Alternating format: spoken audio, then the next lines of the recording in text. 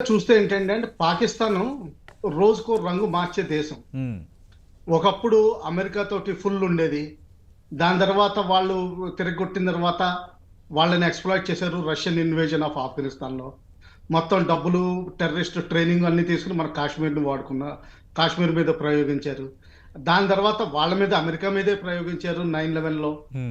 తర్వాత చైనాకి దగ్గరయ్యారు. ఈ మధ్యలో ఇమ్రాన్ ఖాన్ ప్రైమ్ మినిస్టర్‌గా ఉండగా ఆయన రష్యా వెళ్లారు. ఆయన రష్యాలో ఉండగానే ఈ యుక్రెయిన్ వార్ మొదలైంది. ఆయన యాక్చువల్లీ రష్యా తోటి సంబంధాలు మెరుగుపరచాలని చూశారు. రష్యా కూడా ఆ రోజుల్లో వాళ్ళకి డాలర్స్ చాలా అవసరమైంది. ఓకే. Foreign currencies. అందువల్ల మీ-17 హెలికాప్టర్స్ వాళ్ళకి అమ్మడం జరిగింది. మన దగ్గర ఉన్న ట్రాన్స్‌పోర్ట్ విమానాలు అంటే ట్రాన్స్‌పోర్ట్ హెలికాప్టర్లు పాకిస్తాన్ దగ్గర ఉన్న ట్రాన్స్‌పోర్ట్ హెలికాప్టర్లు సేమ్ దాదాపు మిగ్-17 వేరియంట్స్. ఓకే. సో ఆ విధంగా జరిగింది. అప్పుడు ఇండియా అబ్జెక్ట్ చేసినా గానీ రష్యా కొన్ని రోజుల్లో ఆ పరిస్థితుల్లో అంత పట్టించుకోలేదు. కానీ రాను రాను మధ్య మధ్యలో అప్పుడప్పుడు వార్తలు వస్తూ ఉంటే ఫలానా ఎక్విప్‌మెంట్ వీళ్ళు అడిగారు. కానీ S-400 అటువంటి సిస్టమ్ ఇచ్చేదే లేదు. అలాగే Su-57 లాంటి విమానాలు ఇచ్చే ప్రసక్తే లేదు.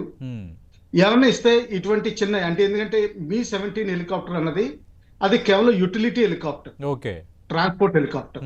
అంటే ఏంటంటే డిజాస్టర్ మేనేజ్‌మెంట్‌కి ప్రయాణాలకి వాడతారు. ఓకే. సో ఆ విధంగా అటువంటివి ఇచ్చినా పర్వాలేదు గానీ మిగతాది మాత్రం రష్యా ఇచ్చే ప్రసక్తి లేదు.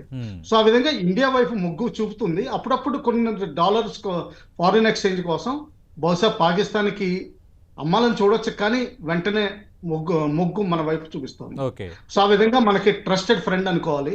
ఇన్‌ఫాక్ట్ 1971లో వార్‌లో ఈ పిఎన్ఎస్ ఘాజీ ఏదైతే విశాఖపట్నం పోర్ట్ ముందర మనం డ్యామేజ్ చేయడం జరిగిందో, సింక్ చేయడం జరిగిందో, అది మీడియా ప్రకారం రష్యా నుంచి వచ్చిన ఇంటెలిజెన్స్ అని చెప్తుంది.